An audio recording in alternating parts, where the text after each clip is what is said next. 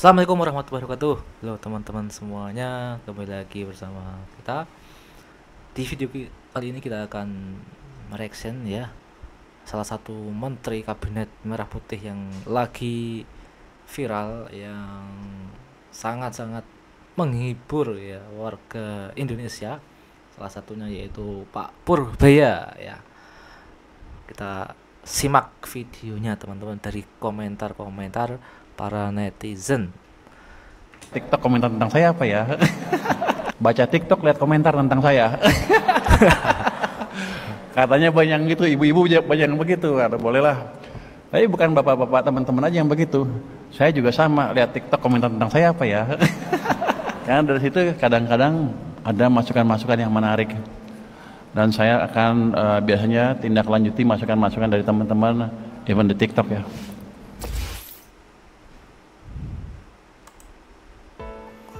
Gue punya tontonan hiburan baru, menyegarkan, menyenangkan, lucunya ada, serunya ada, tegangnya nggak, bukan MU lucunya ada, neganginnya lebih banyak, ngeselinnya juga lebih banyak. Tapi kalau ini nggak tahu kenapa sesuatu yang baru.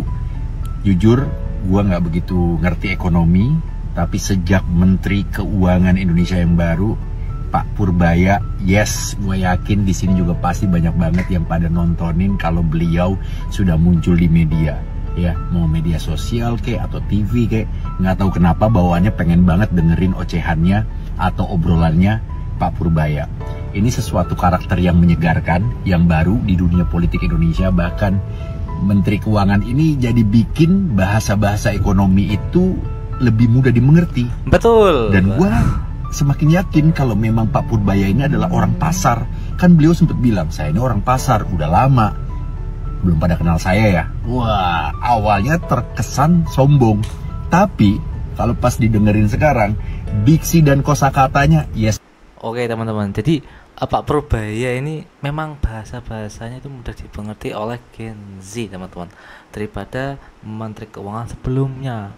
Itu kayak apa ya, kasir aja ini menyampaikan pengeluaran ini, pemasukan ini, tapi enggak pada sosok si Purbaya ini teman-teman. Jadi si Purbaya ini apa, bahasa komunikasinya itu mudah dipahami oleh Gen Z teman-teman.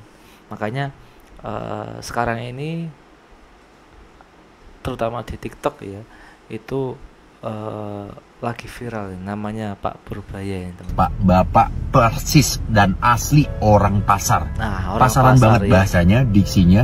Waduh, gimana nih? Waduh, gue boleh ngomong nggak ya? Kata-kata gitu tuh sesuatu yang menyegarkan buat gue di dunia politik Indonesia yang di. Apalagi sekarang ini ekonomi masyarakat Indonesia itu sedang gonjang-ganjing teman-teman ya.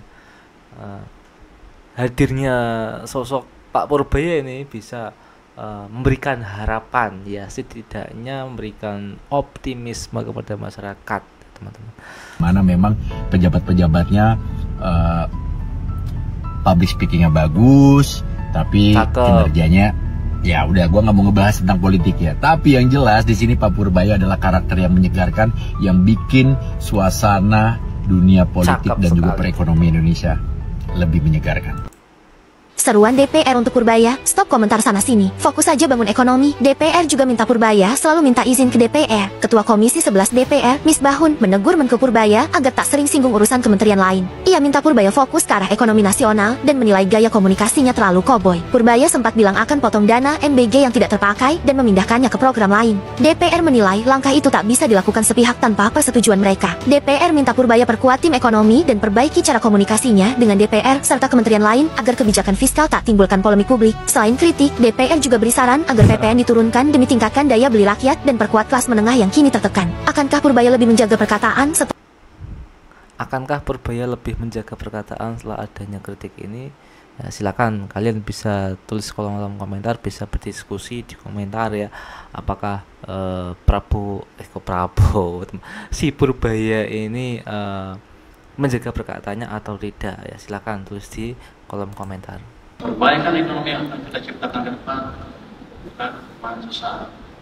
Kita perbaiki fondasi ekonominya dengan serius.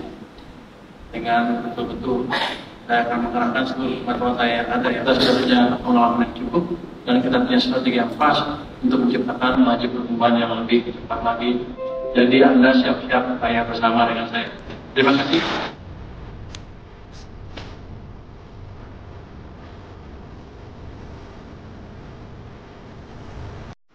Jadi saya pelajarin dari krisis 1998, salah kita di mana. Kenapa ketika 97-98 negara yang mulai diserang adalah Thailand, Korea dan lain-lain. Ini setan-setan terucap dari mulut Menkyu Purbaya. Saking geramnya Purbaya, kepala BI, ternyata BI penyebab hancurnya perekonomian negeri ini. Nah, ini menarik sekali teman-teman. Jenius dari jutaan orang Indonesia cuma satu yang berlian dan bernyali. Kenapa yang paling terpuruk kita? Jadi saya pelajari betul apa yang terjadi waktu itu dan bagaimana cara mengatasi krisis kalau terjadi lagi. Jadi perhatikan kata-kata Purbaya ini. Ini dalam artinya setelah dia pelajari, bukan sekarang aja dipelajarinya.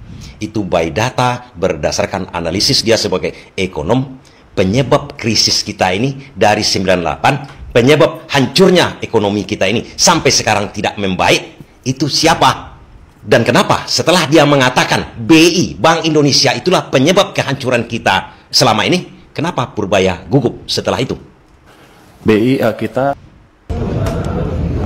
Respon menolak Purbaya usai Zulhas melarang akan ngebiarin Bapak buat realokasi anggaran MBG, Pak. Kata dia kan itu kan program prioritas presiden. malah bagus kalau bisa.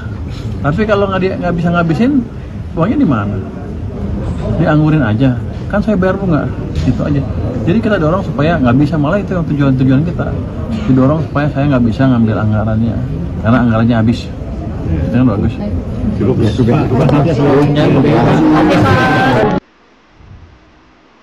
Saya nggak bilang cowboy, orang bilang kamu kayak cowboy. Saya kan semua omongan udah dihitung sebetulnya. Kalau mengunjang pun mengunjang positif.